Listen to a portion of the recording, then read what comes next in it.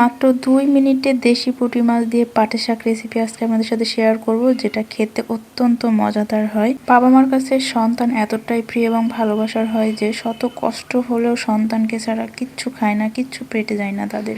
এই যে নানান রকমের মাছ দেখতে পাচ্ছেন, এই সব মাছগুলোই কিন্তু আমাদের বাড়ির পুকুরের।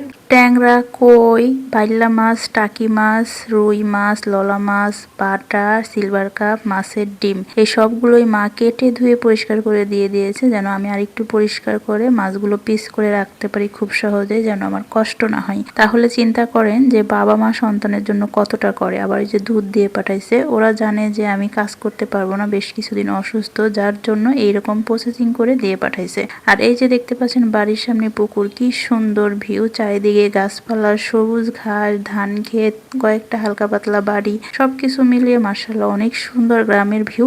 বিশেষ করে আমাদের গ্রামটা অনেক সুন্দর মাশাআল্লাহ। যখন ধানের পরে সরিষা বুনে মাঠকে মাঠ সরিষার ফুলে হলুদ হয়ে থাকে, তখনও কিন্তু বেশ সুন্দর লাগে। আর এখন যখন ধান গাছ হচ্ছে সবুজ চারিদিকে, তখনও সুন্দর। আবার যখন ধান হবে তখন কিন্তু সোনালী কালার থাকবে, আর তখনও কিন্তু অন্যরকম সুন্দর দেখা যাবে। গ্রাম বলতেই সুন্দর, প্রত্যেকটা গ্রামেই সুন্দর। এবার কার কার এলাকায় লিচুর ফলন কেমন জানি না, তবে আমাদের এলাকায় লিচু সেরকম নেই। বিশেষ করে আমাদের এলাকায় লিচুর গাছ লাগাই না কেউ, লিচু খুবই কম। অন্যান্য অঞ্চলে প্রচুর পরিমাণে লিচুর ফলন হয়েছে, আমাদের যে এলাকার থেকে অন্য এলাকায়। আর এই লিচু গাছ দুইটা আমার মামা লাগিয়েছে, প্রতিবেশী মামার বাগান এটা। মাশাআল্লাহ দেখেন থোকা থোকা লিচু, তবে হালকা, খুবই কম। অন্যান্য এলাকায় তো এত পরিমাণে লিচু দেখলে মাথা ঘোরায়। আর দেখেন কাঁঠাল গাছ, এই কাঁঠাল গাছে কত পরিমাণ কাঁঠাল ধরেছে মাশাআল্লাহ। কয়দিন পর কিন্তু এত পরিমাণে গরম পড়বে, আর গরমে কিন্তু কাঁঠাল পাকা শুরু করবে। আর এই গাছের কাঁঠালের অবস্থা একদম হ্যাবড্যাব, ছোট ছোট আঁকা বাঁকা।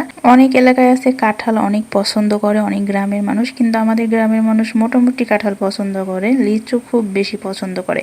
এই গাছটাতে তো লিচু ধরে নাই, শুধু নতুন পাতা ধরে আছে। আর এই গাছে কয়েকটা কাঁঠাল, এই কাঁঠালগুলো আঁকা বাঁকা, পোকা ধরে গেছে এখনই। অনেক কথা বললাম, এখন শর্টকাট পাট শাক দেশি পুঁটি মাছের ঝোল রেসিপিটা শেয়ার করি। অল্প একটু তেল দিয়ে পেঁয়াজ কুচি দিয়ে দিয়েছি, পেঁয়াজটা নাড়াচাড়া করব। একটু হালকা যখন ব্রাউন কালার হবে তখন এটার মধ্যে যা যা দেওয়ার দরকার দিব। এই রান্নাটা খুবই সহজ, অল্প সময়ের মধ্যে হয়ে যায় এবং হেলদি খাবার। অল্প একটু মরিচের গুঁড়া, হলুদের গুঁড়া পরিমাণ মতো দিয়ে দিয়েছি, যে যার মতো ঝাল খাবেন সেরকম দিবেন। পরিমাণ মতো লবণ দিয়েছি। এখন সবকিছু একসঙ্গে মিক্স করে দিয়ে দিয়েছি, কোনো জিরা রসুন এগুলো কিচ্ছু দেয় নাই, হালকা একটু পানি দিয়ে দিয়েছি। এখন একটু সময় এগুলো কষিয়ে নেব। কষানো প্রায় হয়ে গিয়েছে। এখানে মাছ আগে থেকে ভেজে রেখেছিলাম, সেগুলো দিয়ে দিচ্ছি। যেহেতু আমাদের মানুষ কম, তাই অল্প করেই রান্না করতেছি। আপনারা এই রান্নাটা খেয়ে দেবেন, অনেক মজা লাগে। পাট শাকগুলো আগে থেকে ধুয়ে পানি ঝরিয়ে রেখেছিলাম। পাট শাকের আগার মধ্যে যেই কচি ডগা সেগুলো আমি দিয়ে দিয়েছি।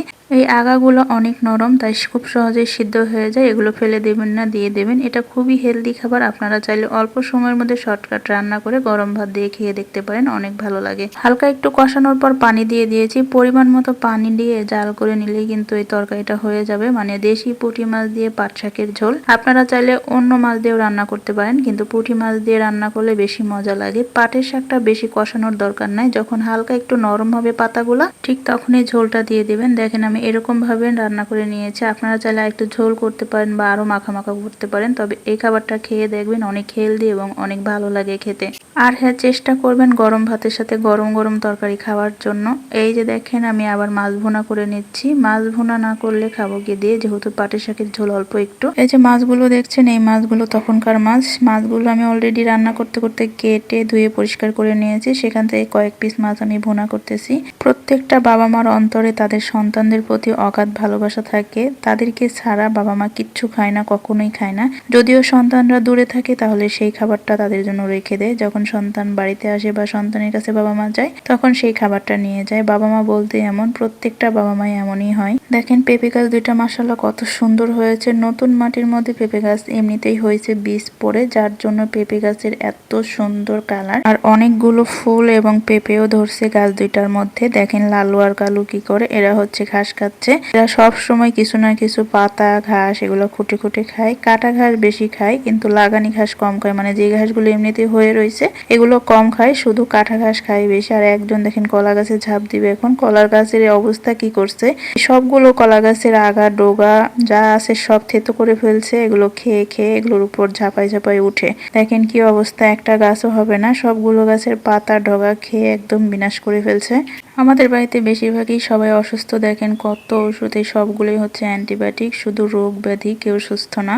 আজকে বিকালে ওয়েদারটা খুব ভালো ছিল, আকাশটা মেঘলা, হিমেল হিমেল বাতাস, আর বিকালের এই ভিউটা সব জায়গাতে কিন্তু সুন্দর লাগে। আকাশটা আরো বেশি সুন্দর, আকাশে অনেক মেঘ জমে আছে, কখন বা বৃষ্টি নামে। চারিদিকে তো অনেক বৃষ্টি হচ্ছে, কিন্তু আমাদের দিকে খুবই কম বৃষ্টি হয়েছে, মাত্র 2 দিন রাতে একটু একটু বেশি বৃষ্টি হয়েছে। অন্যান্য অঞ্চলে বন্যা হয়ে গেছে, ঝড় বৃষ্টি, গাছপালা ভেঙে চুরে কারেন্ট 4-5 দিন ছিল না, কিন্তু আমাদের এদিকে শুধু মাত্র 2 দিন রাতে বৃষ্টি হয়েছে। রান্না বাড়া শেষ করার পর কিচেনের অবস্থা কেমন হয়েছে দেখেন, চারিদিকে এলোমেলো অগোছানো, সবকিছু ধুইতে হবে, পরিষ্কার করতে হবে, মুছতে হবে।